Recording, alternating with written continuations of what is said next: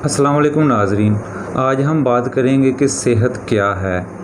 अक्सर ये ख्याल किया जाता है कि अगर किसी शख्स को कोई बीमारी नहीं है तो उसकी सेहत अच्छी है। ये बात किसी हद तक तो ठीक है, लेकिन ये बात हतमी नहीं है कि अच्छी सेहत के लिए सिर्फ बीमारियों का ना होना काफ़ी नहीं है, बल्कि हमें 3 तरह की फ़िटनेस बहुत ज़रूरी है। Number 1 physical fitness, number 2 mental fitness और नंबर 3 सोशल फ़िटनेस। अब हम तीनों को वन बाय वन डिस्कस करते हैं कि फ़िज़िकल फ़िटनेस क्या है, मेंटल फ़िटनेस क्या है और सोशल फ़िटनेस क्या है। फ़िज़िकल फ़िटनेस का तल्लुक़ है आपकी जिस्मानी सेहत के साथ, और आपकी जिस्मानी सेहत का इन्हिसार 4 चीज़ों के ऊपर होता है। नंबर 1 वो जीन्स जो आप अपने माँ बाप से लेते हो। नंबर 2 कुछ सोशल फैक्टर्स हैं। नंबर 3 कुछ इकोनॉमिकल फैक्टर्स हैं। और नंबर 4 कुछ इकोलॉजिकल फैक्टर्स हैं जो आपकी जिस्मानी सेहत को डिटरमिन करते हैं। अब इसका मतलब क्या है? इसका मतलब ये है कि आप जिस एरिया में रहते हो वहाँ का माहौल कैसा है, जो आप पानी पीते हो वो पानी कैसा है, आप जिस फ़िज़ा में सांस ले रहे हो वो फ़िज़ा कैसी है, आप जो खुराक खाते हो वो खुराक कैसी है, क्या आप एक्सरसाइज कर रहे हो या नहीं कर रहे हो। आपने देखा होगा कि जो जिस्मानी तौर पर फ़िट आदमी होगा वो अपने रोज़मर्रा के काम बड़ी आसानी से सरअंजाम दे सकता है बग़ैर किसी थकावट के। तो जिस्मानी सेहत को जांचने के लिए हमारे पास एक टूल है जिसको हम कहते हैं BMI। BMI का मतलब है बॉडी मास इंडेक्स। अब ये बॉडी मास इंडेक्स है क्या चीज़?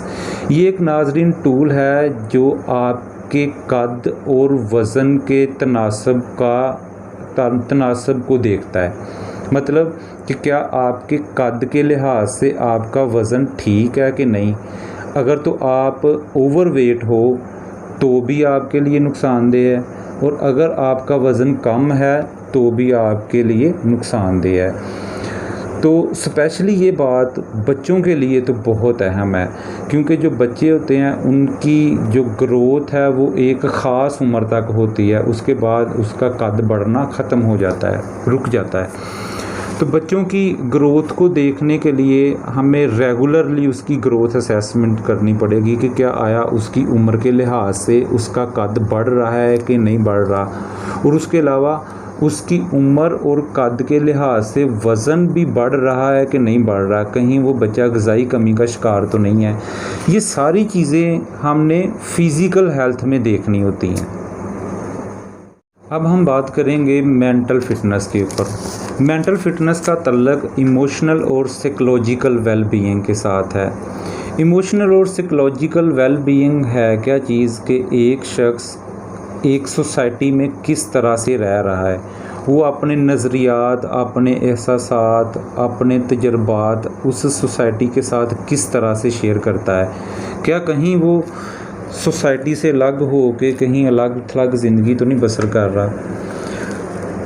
मेंटल हेल्थ में हम ये भी देखते हैं कि जब कभी कोई नॉर्मल सी स्ट्रेस हो जाती है तो एक शख्स उसको किस तरह से हैंडल करता है।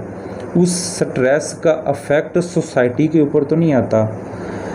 मेंटल हेल्थ में हम ये भी देखते हैं कि क्या आपका अपने दोस्तों और फैमिली के साथ रवैया कैसा है। क्या आप कभी मुश्किल वक्त आ जाए तो उसमें आप बाउंस बैक कैसे करते हो। ये तमाम चीज़ें आपकी मेंटल हेल्थ और मेंटल फिटनेस में देखी जाती हैं। नाज़रीन, last but not least social fitness. Social fitness हमें ये बताती है कि लोग मुआशरे में दूसरे लोगों के साथ कैसे रहते हैं। सोशल फ़िटनेस हर वो कोशिश है जो हम मुआशरे को बीमारियों से बचाने के लिए करते हैं, और उसकी बेस्ट एग्ज़ाम्पल ये है कि हेल्थ प्रमोशन की एक मुनज़्ज़म किस्म की कैंपेन चलाई जाए कि लोगों को बीमारियों से बचाव के लिए हम हेल्थ एजुकेट करें, कि अपना रेगुलर चेकअप करवाया करें, और बच्चों का जो हिफाजती टीकों के प्रोग्राम है उनमें मुख्तलिफ़ बीमारियों के मतलब वो हिफाजती टीके लगवाएँ, और मुआशरे में एक बीमारियों की रोकथाम के लिए आप जो भी इकदाम कर सकते हो वो आपकी सोशल फिटनेस में आएंगे।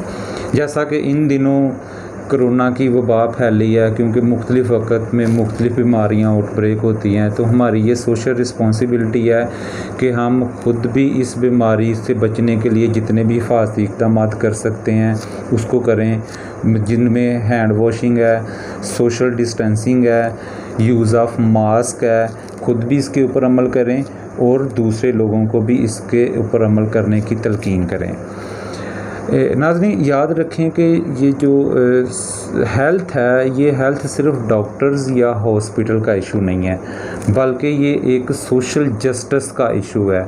जब सोशल जस्टिस के इशू की बात करते हैं तो ये जितने भी इंसानी बुनियादी हकूक़ हैं उनमें से सेहत भी एक इंसानी बुनियादी हक़ है, और ये एक सोशल गोल्स है जिसको कोई भी अकेला उस गोल को हासिल नहीं कर सकता। हमें सब लोगों को मिलकर इस गोल को हासिल करना है। तो मैं उम्मीद करता हूँ आपको ये मेरी वीडियो पसंद आई होगी। अगर ये मेरी वीडियो पसंद आई है तो मेरे चैनल को सब्सक्राइब करो, वीडियो को लाइक करो और बेल आइकन का बटन दबा दो, ताकि आपको आइंदा भी इस तरह की वीडियोस मिलती रहें। शुक्रिया।